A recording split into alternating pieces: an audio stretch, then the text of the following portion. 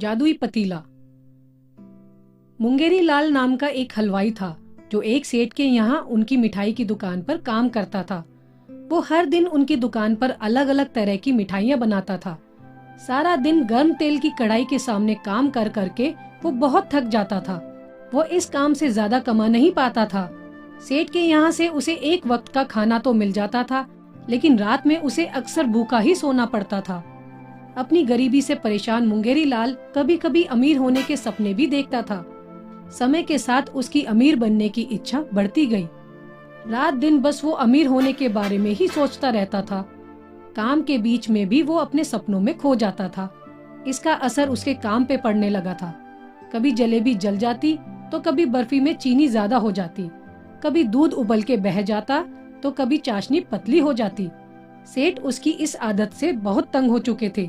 एक दिन तो हद ही हो गई। सपनों में खोया मुंगेरी लाल घी में गुजिया डालने की बजाय उसमें बनी बनाई बर्फी डाल रहा था। सेठ ने देखा तो उसके गुस्से का ठिकाना ना रहा। मुंगेरी लाल, ये क्या कर रहे हो तुम? ध्यान कहाँ है तुम्हारा? अरे गुजिया तलनी है, बर्फी नहीं। हे भगवान, ये तो एक दिन मेरा दिवाला निकाल देगा। मैं तुम्हें अभी इसी वक्त काम से निकालता हूँ।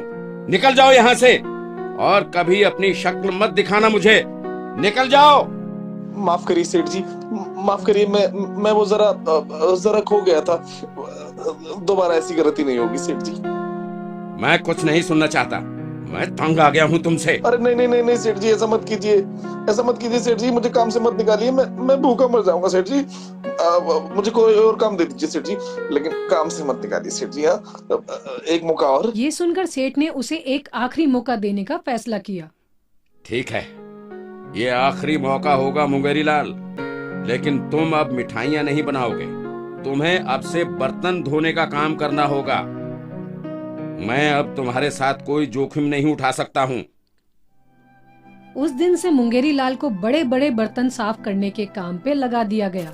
हर दिन उसे बहुत सारे बर्तन साफ करने पड़ते थे।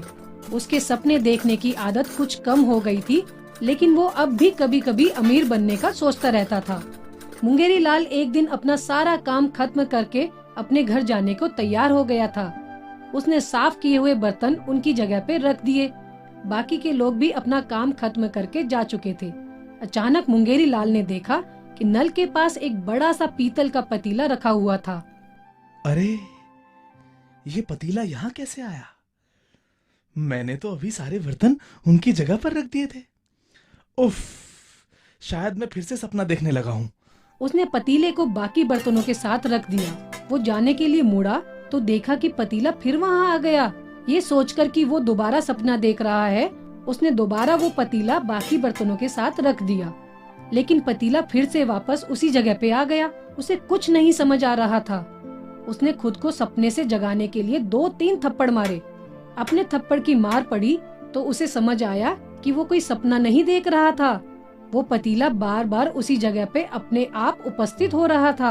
अरे, मैं कोई सपना तो नहीं देख रहा हूँ, लेकिन ये पतीला बार बार यहाँ कैसे आ रहा है? क्या इसमें कोई भूत है? ये कोई जादू है? मुझे लगता है ये जादू का पतीला है। मैं इसे घर ले जाता हूँ। उसने किसी तरह वो बड़ा पतीला अपने सर पे रखा और उसे अपने घर ले गया। पतीला बहुत भारी था।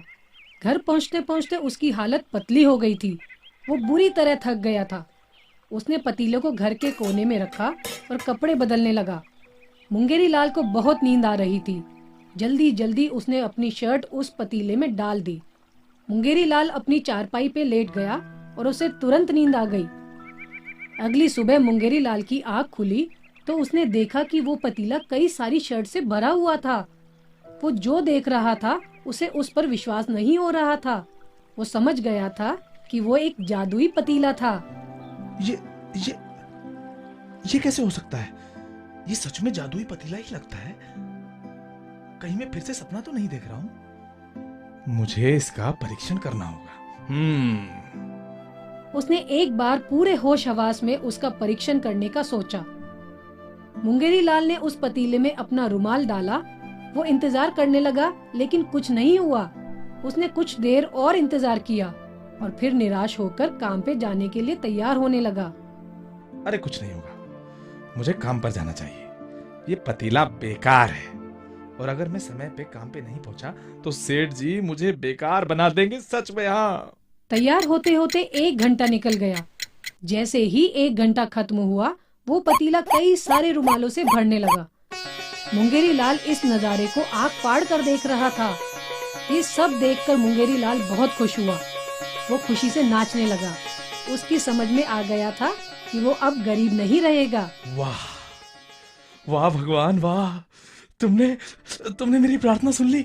ये पतीला मुझे देकर तुमने मेरी सारी चिंता मिटा दी। अब मैं अमीर हो सकता हूँ, बहुत अमीर। उस दिन वो काम पे नहीं गया। उसे भूख लग रही थी, लेकिन घर में खाने के लिए कुछ नहीं था। उसने पतीले का इस्तेमाल करने की सोची, लेकिन पतीले से कुछ पाने के लिए पहले उसमें कुछ डालना भी होगा। उसने पतीले में चावल का एक दाना डाला और घंटे भर में पतीला चावल से भर गया। उसने सारा चावल एक बोरे में भर दिया। इसी तरह उसने दाल, बेसन और कुछ और मसाले पतीले में डाल दिए। उसने ये सारा सामान अलग अलग बोरों में भर दिया। उस दिन उसने पेट भर के स्वादिष्ट खाना बनाया और खाया। कुछ ही दिनों में उसने अपना सारा घर धान, मसालों और कई सारी चीजों से भर लिया। उन्हें बेचकर उसने काफी पैसे कमाए। अब उसे सेठ के यहाँ काम करने की जरूरत नहीं थी। अब उसके खुद के पास एक नौकर सुबह और शाम खाना बनाने आता था। कुछ ही दिन में उसने बड़ा घर बना लिया और अब वह आराम से रहने लगा। कुछ महीने बीत गए। वो धान और अनाज बेचकर अपना जीवन चला रहा था। जल्दी ही वो इस काम से भी ऊब गया।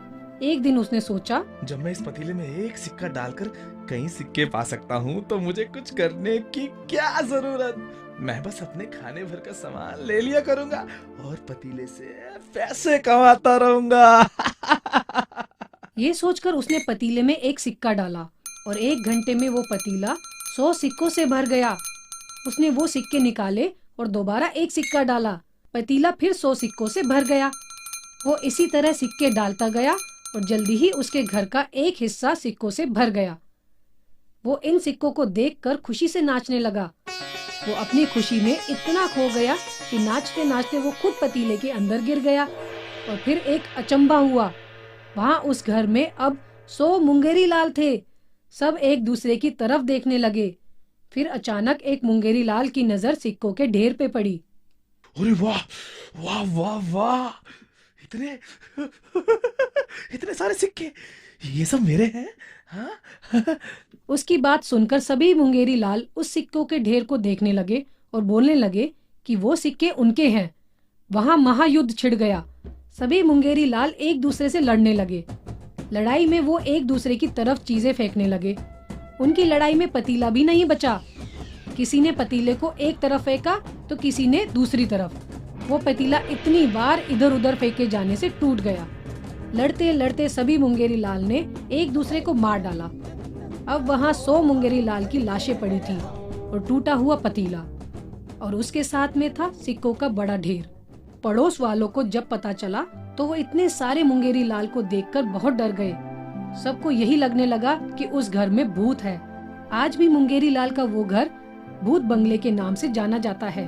कोई उस घर में जाने की हिम्मत नहीं करता। इस कहानी से हमें ये सीख मिलती है कि लालच का अंत हमेशा बुरा होता है।